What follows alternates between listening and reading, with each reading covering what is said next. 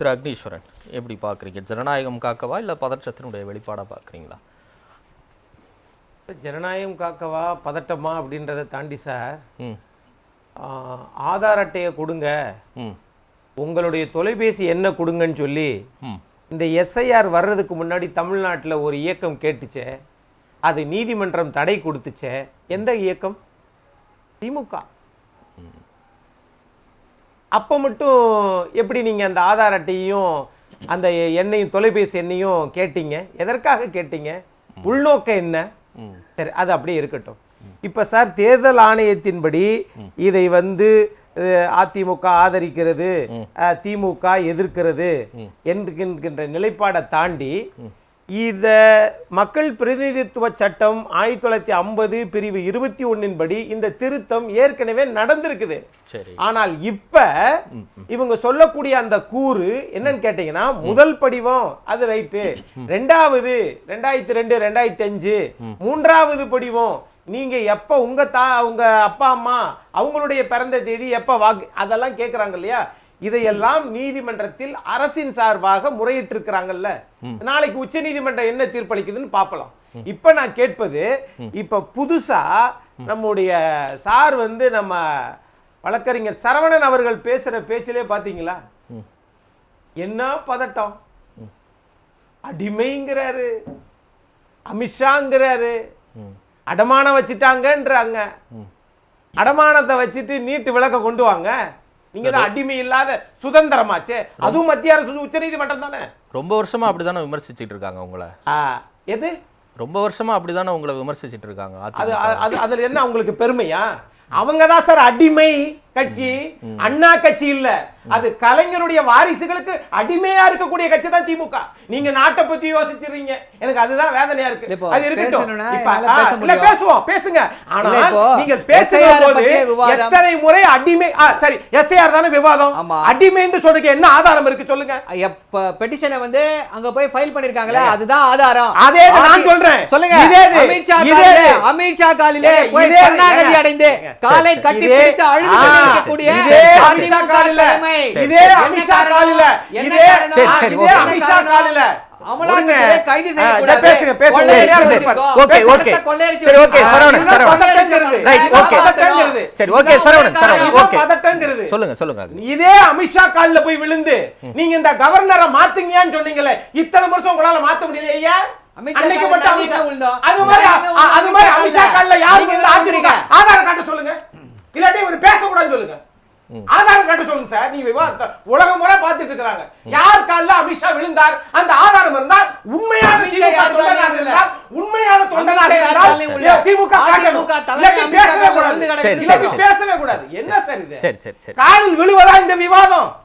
அது உங்களுக்கு தான் வாடிக்கை. ஒரே குடும்பத்தின் காலில் விழுந்து கிடப்பதால் திமுக தொண்டனுடைய தலைப்புக்கு ஓகே ஓகே ஒரு நிமிஷம். ஆதாரம் கட்டி இல்ல, உங்ககிட்ட ஆதாரம் இருக்கா? காலிலே விழுந்து ஆதாரம் இருக்கா? எடப்பாடி உங்ககிட்ட ஆதாரம் இருக்கா? அதிமுக யார் ஆதாரம் இருக்கா? யார் காலிலே சரி, okay okay okay okay okay okay யார் காலில விழுந்தாரு? யார் காலில திரு எடப்பாடி பழனிசாமி முதல்வரானார்? 74 வயசு காலில விழுந்தாரு. அதுக்கு உங்ககிட்ட ஆதாரம் இருக்கா? என்கிட்ட இருக்கு, காட்டவா? காட்டுங்க. Okay okay okay MLA. சரி சரி, ஓகே. உலகமே பார்த்துட்டு இருக்கு. சரி, எஸ்ஐஆருக்கு வந்தல. எஸ்ஐஆர் என்ன சொல்றேன்னா, அதனால உங்களுக்கு சட்ட ரீதியா இப்படி செய்கிறது என்றால் நீங்கள் நீதிமன்றத்தை நாடுனீங்களே, அதே தானே நீங்க ஆதார் கொடுத்து செல்போன் கொடுத்து கொடுக்கிற போது என்ன நோக்கம் இருந்துச்சு அன்னைக்கு? அதிமுக ஏன் நாடுச்சு? அதுக்கு பதில் சொல்லுங்க. அவர்கள் இந்த பெயர், நான் கேட்கிறேன், டி நகர்ல சத்யா என்பவர் உயர் நீதிமன்றத்தை நாடினார். எத்தனை வாக்குகள்? ரொம்ப சொற்ப வாக்குகளை கொஞ்சாரு. அதுக்கு என்ன சொன்னாங்கன்னா, எங்களுக்கு அந்த தேர்தல் முகவர் அந்த இதெல்லாம் எங்களுக்கு சரிவர இது பண்ணல அப்படின்னாங்க. உடனே இப்ப என்ன சொல்லுவாங்கன்னா, இல்ல 2021 முன்னாடி அதிமுக தான் ஆட்சி. சரிங்க, அதிமுக ஆட்சி திமுக ஆட்சி முக்கியம் இல்ல, தேர்தல் ஆணையத்தில் சரிபார்க்க கூடியவர்கள் அது சரிவர செய்யணும்ன்றத எல்லா கட்சியினுடைய நோக்கம். அதன் அடிப்படையில் தான் அவங்க பேசுறாங்க. அப்புறம் மாநில அரசின் கீழ இருக்கக்கூடிய அதிகாரிகள் இதை எடுக்கிறாங்க, திமுக அரசுல இருக்கக்கூடிய அதிகாரிகள் எடுக்கிறதுனால எங்களுக்கு சந்தேகம் இருக்கு. இதுக்கு ஏன் திமுக அச்சப்படணும்னு ஏன் சொல்றீங்க? நீங்க உங்க அதிகாரி தானே இங்க இருக்கிறாங்க இல்லையா? இப்ப நீங்க சொல்லும் போது 21க்கு முன்னாடி அதிமுக ஆட்சி இருந்தாலும் தேர்தல் ஆணையத்தின் கண்ட்ரோல் அப்படின்னு சொன்னீங்கல்ல, அதே தானே இப்ப அதானே பொருந்தும். அப்புறம் ஏன் திமுக அரசின் அதிகாரிகளை இவங்களை பாக்குறீங்க? பிறகு எதுக்கு நீங்க அதை எதுக்குறீங்க சார்? நீங்க அதிமுக கேக்குற அதே கேள்வி தானே அதே கேள்வி தான் நீங்க உளறீங்க. இல்ல, இல்ல. ஏன் இந்த நான் உளறல்? கேக்குறேன். அதிகாரிகளை எதிர்க்கிறோம் நாங்க. அது உளறல் உங்க பாணி. ஒரு நிமிஷம், உங்க பாணி. நான் கேட்டது பதிலே இல்ல. அது உங்க பாணி. எஸ்ஐஆர் என்ற உளறல் உங்க பாணி. நீங்க தான் உளறீங்க. ஒண்ணு இல்லங்க. இப்ப 21 பேச்சுக்கு அதிமுக ஆட்சிக்கு வருதுன்னு வைங்க, இவங்க தானே அதிகாரிகள் இருப்பாங்க. அப்ப அதிமுக அரசின் அதிகாரிகள் சொல்லுவீங்களா என்ன? நீங்க தேர்தல் ஆணையத்தின் செயல்பாடுகள் கரெக்ட். ரைட்டா? இந்த தேர்தல் ஆணையத்தின் செயல்பாடுகளை இப்ப நீங்க வேண்டாம் அப்படின்னு சொல்ற நீங்க இதுக்கு முன்னாடி ஆதார் அட்டையை செல்போனை ஏன் கேட்டீங்கன்னு இப்ப வாயில இருந்து நீங்க பதில் சொல்லுங்க தலைவரா. இல்ல அதுக்கு இதுக்கு என்னங்க சம்பந்தம்? என்னங்க உளறிட்டு இருக்காரு? நான் கேட்டா என்ன சம்பந்தம்? ஆமா. இவங்க பேசினா அது நீதிமான்கள் பேசுற பேச்சு. ஆமா. கேக்குற கேள்விக்கு பதில் சொல்லுங்க. நீதிமன்றம் தடை கொடுத்துச்சா கொடுக்கலையா? எஸ்ஐஆருக்கு முன்னாடி நீதிமன்றம் தடை கொடுத்துச்சா கொடுக்கலையா? சரி, ஓகே, இங்க வாங்க. பதில் சொல்லுங்க. இப்ப மட்டும் நீங்க அமைதியா இருக்கீங்க. பதில் சொல்றேன். சொல்லுங்க. எவ்வளவு முட்டாள்தனமான கேள்வி இது. இப்ப நம்ம வந்து எஸ்ஐஆர் பற்றிய விவாதத்துல இருக்கோம்.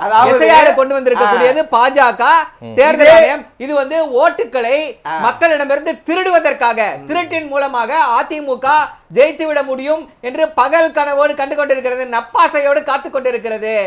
அதற்கும் இதற்கும் என்ன சம்பந்தம் கேக்குறோம்.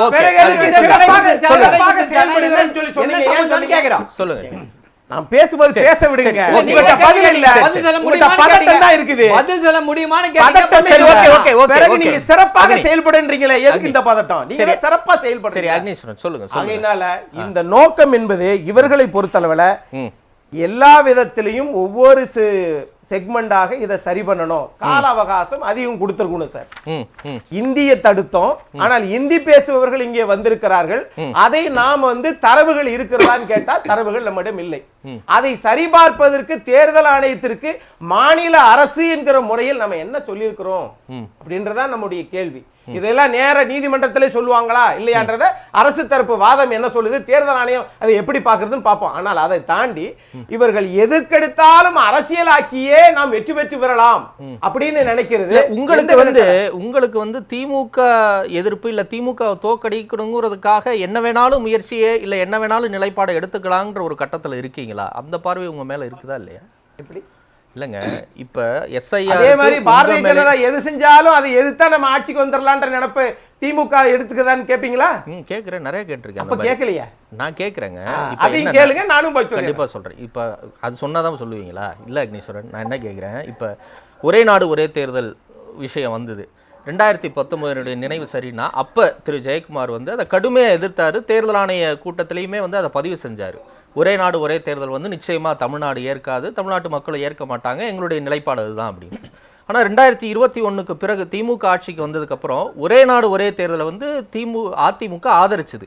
பல இடங்களில் திரு எடப்பாடி பழனிசாமி இன்னும் 20 அமாவாசை தான், இன்னும் ஒரு 6 மாதம் தான், இந்த ஆட்சி வந்து கவுந்துரும், 2024 நாடாளுமன்றத்துக்கும் சட்டமன்றத்துக்கும் ஒரே தடவை தேர்தல் வரப்போகுது, ஒரே நாடு ஒரே தேர்தல் வரப்போகுது அப்படிங்கிற ஒரு நிலைப்பாடை எடுத்தீங்க. அப்போ ஆட்சியில் இருக்கும்போது உங்களுக்கு ஒரு நிலைப்பாடு, ஆட்சியில் இல்லைன்னா திமுகவை வீழ்த்தணுங்கிறதுக்காக உங்கள் நிலைப்பாட்டை எந்த திசையில் வேணாலும் மாற்றிக்கலாம் அப்படிங்கிற ஒரு கணக்கில் இருக்கீங்களா? ஒரு அரசியல் கட்சி ஆட்சிக்கு வர வேண்டும் என்கிற நிலைப்பாடு தான் ஒற்றை நிலைப்பாடு. சரிங்களா?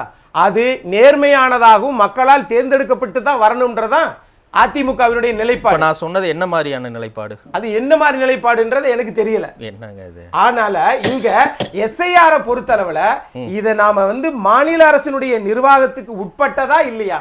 தமிழ்நாட்டுல 68,000 பூத்து, ஆனால் தேர்தல் ஆணையத்தினுடைய அந்த புள்ளி விவரத்தின்படி ஏறத்தாழ எல்லா கட்சியும் நீங்க சேர்த்தீங்க அப்படின்னா அந்த ஏஜென்ட் முகவர்கள் அல்லது வாக்குச்சீட்டை சரிபார்க்க கூடியவர்கள் பார்த்தா 2,17,000 பேர் அவங்க வந்து அது எண்ணில குறிப்பிட்டிருக்கிறாங்க. ஒட்டுமொத்த அனைத்து கட்சிக்கு சேர்த்து சொல்றேன். அப்படி இருக்கிற போது இந்த நிலைப்பாட்டுல நீதிமன்றத்தின் பார்வை என்ன, அதை நாடி நாங்கள் பெற்று தருவோம் அப்படின்ற நிலைப்பாடு திமுக எடுத்திருக்குதுன்னா, அதே நேரத்துல இந்த இறந்தவர்கள் அல்லது அரசு இது சார்பா வேற ஒரு துறைக்கு போனவங்க இவர்களெல்லாம் சரிபார்த்து கொண்டு வரணும், அதுல சில பேர் கள்ள ஓட்டு போறதுக்கு வாய்ப்பு இருக்குது அப்படின்றதுதான் அதிமுகவின் நிலைப்பாடு. அப்படிதான் நான் பாக்குறேன். சரி, ஓகே, வரேன். திரு பிரியன், எப்படி பாக்குறீங்க? ஜனநாயகம் காப்பதா இல்ல பதற்றத்தின் வெளிப்பாடா திமுக அணியின் இந்த தீவிரத்தன்மை? ஆனா சார் சொன்ன ஜென்ராம் சார் சொன்னது உலகத்துல யாரும் இல்லாத ஒரு கண்டுபிடிப்பு. ஏன்னா அவரோட நிலைப்பாடுங்க சார். அதுதான் சார், எந்த தரவு கேட்டா சார் சொல்லலைங்க. ஆனால் அவர் மீது மரியாதை, மூத்த பத்திரிகையாளர். ஆனா பாஜகவும் அதிமுக காரங்களும் செல்வந்தர்கள், படித்தவர்கள், அதனால அவங்க எதுக்கல அப்படின்னு சொல்றது எனக்கு தெரியல. 2024 நாடாளுமன்ற தேர்தலில் வாக்களித்தவர்களுடைய எண்ணிக்கை எலிஜிபிள் ஓட்டர்ஸ் 6,23,00,000. இந்த எஸ்ஐஆர் வர்றதுக்கு முன்னாடி மாநிலத்தில் தகுதி வாக்காளர்கள் 6,39,00,000. இந்த எஸ்ஐஆருக்கு பிறகு அது குறையுமா கூடுமா என்பதை தரவுகளின் அடிப்படையில் தான் நம்ம பார்க்க முடியும். இல்ல இப்ப சேலஞ்ச் பண்றேன், அது கூடுவதற்கு வாய்ப்பே கிடையாது. இந்த விவாதத்தை எஸ்ஐஆருக்கு அப்புறமா வச்சுப்போம். அக்னீஸ்வரனை கூப்பிடுங்க, என்னையும் கூப்பிடுங்க, இது கண்டிப்பா ஏறாது, குறையத்தான் செய்யும். இதுதான் பாஜகவுடைய சதி. அப்படி சரவணன் ஓட்டு திருட்டு, அப்படி சரவணனை விவாதத்துக்கு கூப்பிட்டீங்கன்னா இப்படி குறுக்க பேசக்கூடாதுன்னு சொல்லிட்டு கூப்பிடுங்க. ஓகே ஒண்ணு. இப்ப நான் என்ன சொல்றேன்னா, அந்த தரவுகள் நீங்க கொடுக்குறீங்களா, எல்லா ஃபார்மையும் அவங்க வச்சிருப்பாங்களா அப்படின்னா வச்சிருக்க வேண்டும்.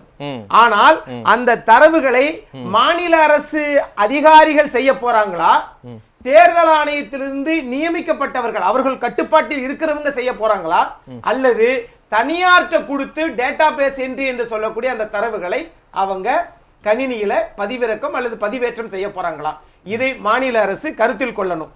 ரெண்டாவது, இங்க 2024 எஸ்ஐஆர் ஏன் கொண்டு வரல, அப்படி கொண்டு வரலன்னா அதை இப்ப அண்மை காலத்துக்கு நீங்க 2002-96 போறதை விட மாநில அரசு நாளைக்கு உச்ச நீதிமன்றத்தில் 2024 அந்த 6,23,00,000 வாக்காளர்களை தவிர புதிதாக வந்தவர்களை மட்டும் இந்த இதை கேட்டா அது சரியா இருக்கும் அப்படின்றத மாநில அரசு உச்ச நீதிமன்றத்தில் வைத்தால், உச்ச நீதிமன்றம் இது ஏற்றுக்கொண்டால் என்ன தீர்ப்பு வருகிறது பொறுத்து பார்ப்போம்.